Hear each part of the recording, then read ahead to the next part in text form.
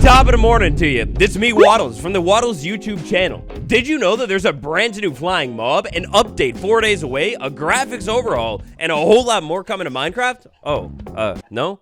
Well, today that's my job. Today, besties, we've done it. We've made it all the way through the very first Minecraft live stream of the year. Smack that like button for me, sit back and get cozy. Here is your ultimate recap of everything Minecraft Live Spring.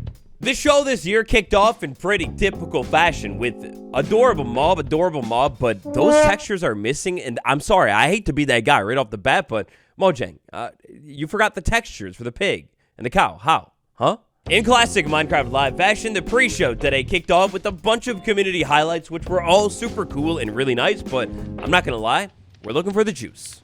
Now, I thought it was interesting because the very first thing that we saw as soon as the show kicked off was this big giant disclaimer saying, hey, just so you know, remember that everything that we show off today, well, it's a work in progress. We might end up changing it by the time it releases. So when we take a look at that flying ghast in a couple of minutes, just keep in mind that it might totally change. Now, the animations, as usual, thanks to like Element Animations or something like that, the beautiful, the chef's kiss, they're gorgeous. Then all of a sudden, oh my gosh, the best hair in the game, Jeb. So this was the first Minecraft Live without any Lydia at all, which, it felt so different. Now look, today isn't it so much for tinfoil caps, but after we took a look at Jeb, then we had this beautiful look into the tiny landscape of Minecraft. I don't even know what you want to call this thing, but it was great. We have Tiny Boo, we have Tiny Creaking, we had Tiny Agnes, we had Tiny Everything, including tiny calendars with maybe a little bit of information as to how many drops might actually happen this year. On the calendars in the background, we had 2 Minecraft Lives, we know that as hard cold fact, and then we had 4 drops, which is really interesting. I mean, it's interesting, if we took a look at timelines, kind of feels like that would have been the case anyways, but, I wonder if that's confirmed. We'll save more speculation for another time, because next up today, it's all about the spring drop, which, surprise, it drops in like 4 days. Minecraft Spring Drop, the update with all of the farm animal variants and a bunch of new plants, is officially called the Spring to Life Drop and is releasing on March 25th. That's Tuesday on Bedrock and Java. In typical Minecraft Live fashion, as we could have kind of gone into the show expecting here, a bunch of focus was put on the current game drop. You know, the game drop that we just had a release candidate for the drop like a couple of days ago. So we kind of already knew that this update was totally winding down and finishing up. Based off of everything that's been going on Bedrock Edition as well with all of the updates, we kind of figured it was done, but wow, 4 days time.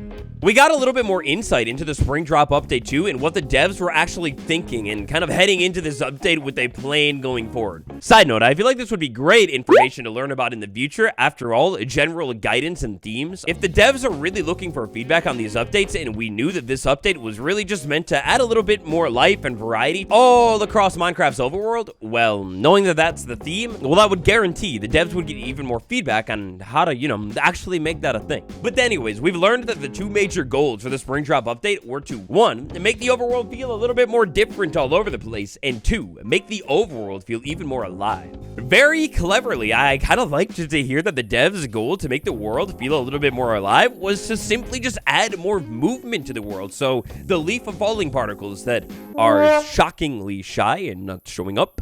And then the fireflies, it's just like general movement all over the place. And to wrap up talking about the Spring Drop, they showed us another beautiful Element Animations animation. Now you know how it goes around here. When the new update drops in a couple of days' time, stay tuned. I will have a full video breaking down every single feature in depth. For now, let's move on to the Minecraft movie and the big event.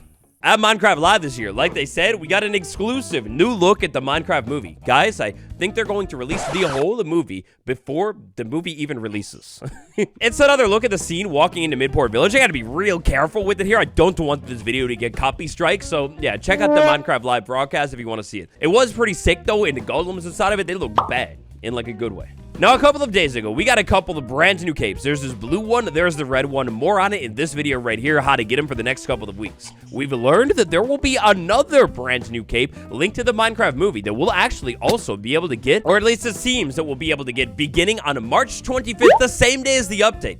That's because over on, presumably, Minecraft Bedrock Edition, there will be a live in-game event server that we'll be able to hop on and check out relating to the Minecraft movie. They gave us a little bit of some sneak peeks of this in-game event server in both the main show and the after show. Basically, you're going to be able to hop on the server and, just like normal, do different quests and challenges. It seems like the cape that you'll be able to get, which if you were curious on the aesthetics, I don't think they've revealed that part quite yet. But this cape that you'll be able to get from the event server, you're going to have to earn it by completing challenges on the server. I'm not too sure if they explicitly said how long this event server will be a thing, but I would have to guess it'll happen for at least a couple of weeks. Stay tuned for more on that too. I'll talk more about it once it actually happens, and probably stream from it too. Next up, we got to a part of the show that felt very important in the moment, and sure enough, that's because it was. We had Jeb talking about the history of Minecraft and how, at first, all of the visuals were made by him. Oh my god. Wow, a graphics update is coming to vanilla Minecraft, Bedrock Edition, Java Edition in 2025. All right, guys. So this is one of the craziest parts of the show. So it began with Jeb talking about the start of Minecraft and how, you know, at first the textures were made by Jeb and just random devs. Eventually, in the World of Color update, they would go on to expand the dev team and get, like, specific pixel artists on the dev team, kind of like Japa, you know? And then they would talk even more about the modern era and how they're trying to make everything look more beautiful. And then, bam, more beautiful. They show us some of the best looking shots of Minecraft that I have ever seen. So these shots right here, there's a lot to unpack. We got, of course, beautiful graphics. We have shadows in vanilla Minecraft. We have ray tracing, or things that kind of look like ray tracing. Wait, is this super duper graphics pack? Oh no. I hope this one actually releases. I have hope, right? So they did all of these cool shots where they show the overworld and then they kind of like slide in and then put the vibrant visuals on. That's the name of this new update, by the way. And wow, this stuff just looks so good. I love the shot of the mountain right there and then going over with the sun and like the colors, the tone on everything. It's gorgeous. I guess the developers have been working on this stuff behind the scenes for a hot minute now. They have it rolling out on Bedrock Edition first. They said in the coming months, so probably the summer, maybe late spring, I don't know. They talked about how they've been working on the textures and making sure they're emissive textures. For example, the spider eyes and enderman eyes are even more glowy and emissive. Some beautiful shots down in the caves, the deep dark biome that we'll see in a second, the skulk. It's crazy. There's so much attention to detail all over the place, and now in hindsight, the shader update makes perfect sense. I always thought they were just building this out for creators. No. This is vanilla Minecraft as well. Now, Jeb himself made clear that this update will come to Java Edition as well. He said they are exploring how to get this done on Java, so that's a little scary, but listen, we theorize tomorrow, we worry about it tomorrow. It's all good vibes. It'll come to Java. This makes perfect sense. If you can remember, we were just talking about how they changed the minimum requirements for graphics and shaders and everything. Yeah, they're getting ready to wear all this stuff out. Look at how good under the water looks too. Like that prismarine was so sweet in the deep dark, like I was talking about. Oh, it's all glowing. It's so fire looking. At the same time though, this vibrant visuals, which seems to be a new setting coming to the game. Jeb said you can simply turn it on and off. It'll be backwards compatible with all of your world, but wow, I just love how these shadows are done too. Like they're so pixely and Minecrafty and vanilla-y. Shaders in vanilla Minecraft, I would have never thunk. Another thing I would have never thunk, Nether Update 2.0. So, of course, you knew they were going to do it. They saved the brand new game drop, slated for summer 2025 for the end of the show. This drop, it begins to take place inside of the Nether. Oh, that's perfect. You can't make it up. So, in this brand new game drop, they didn't say the name, no official release date, but they did say in this drop, you slide into the Nether, go to the Soul Sand Valley, and find fossils. And, is that a ghast? Well, spoiler alert, yes, kind of. That is kind of a brand new ghast. The devs have gone over into the Soul Sand Valley and added the fossils from time to time. You'll be able to find a brand new block, as it is described, called a dried ghast block. By the way, keep in mind, it's not in game quite yet, but it'll be coming to snapshots soon. So head over into the Soul Sand Valley, locate a fossil, and find a brand new dried ghast block. There's a hint to the name, dried ghast. Well, what happens if we mix it with a little bit of water? And by the way, take a look at the face on the ghast. It looks so sad and concerned. So we find this block, we pick it up, take it over to the overworld like the hints were showing us. We're going to put this in the overworld and mix it with a little bit of water. Take this little thing back to the overworld, place it down, put it in water, and then after that, you wait. This is a mechanic that is not going to happen instantaneously. We will have to wait days, presumably from the little time lapse, for this block to actually change state and hatch. Kind of hatch. So check out the water. Slowly, as this thing grows in the water, the face changes, it brightens up and gets really, really happy. And then eventually, once this thing is fully liquidated, I don't know, it turns into a ghastling. Oh my god. Look at the texture, those sick gills or whatever that is, and the smile on the face. This is basically a baby ghast that you have now birthed. You're a mother. Congratulations. So we have this little thing. It's like a baby ghast flying around, very, very happy. It just kind of exists in this current state. While it is like this, paraphrasing here, but according to the devs, it will fly around and look at things, kind of follow the player, and then get bored of following the player and follow other things. Now, this thing is all about water. You put it in water to hatch it, if you will. You give it snowballs. Like, you feed this brand new mob the snow. It loves water so much, and eventually, after you feed it enough snow, it grows up into what is called a happy ghast. The face, it's adorable. Finally, the ghast isn't just like eternally suffering and miserable. Look at that thing. It's smiling. I don't have anything else to say about it. Now, this part is where the juice really comes out, because once we've grown this ghast up and it is happy, which, by the way, it's happy, so no fireballs, of course. You're not ready for this, I swear. If you haven't seen it yet...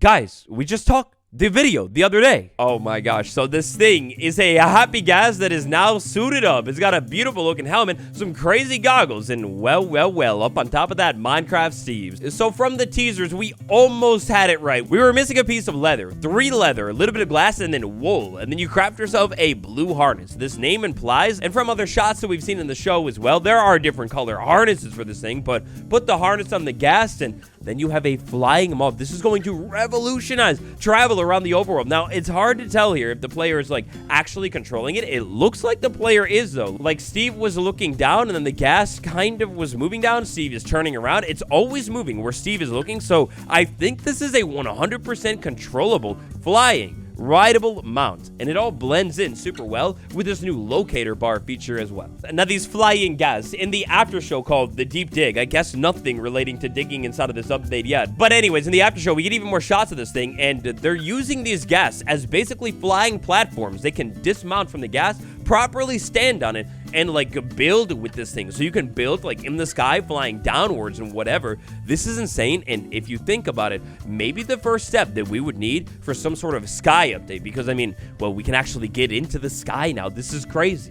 Also, if you can see here, if you're really close with the details, we have a red mount, we've got a green mount. I think there are going to be 16 different color mounts for this thing, and the goggles. While players are mounted on the flying ghast, the goggles are down, and then when players dismount and are just like maybe standing on the ghast, or there's no players on the ghast at all, the goggles are popped up. It's a way that you can tell if this ghast has something on it from like a long ways away, presumably even farther than, say, players are actually rendering. And the grand finale, to make this thing even better, it's a rideable flying mount that 4 players can ride on at any given time. I have to say, always, the tiny aesthetic of the flying ghast, the ghastling, and everything like that, I love it. I don't know what you would call this style, but it's so good, and I love that we get even more of it all over the Minecraft live show, especially if it is going to be pre-recorded. And so, for the big show, that just about does it. I think that's everything that was talked about, or at least everything major of substance. We've got a brand new update, a brand new event, a brand new drop with snapshots beginning sometime soon, and a graphics overhaul coming to the game. Kind of a lot of big stuff.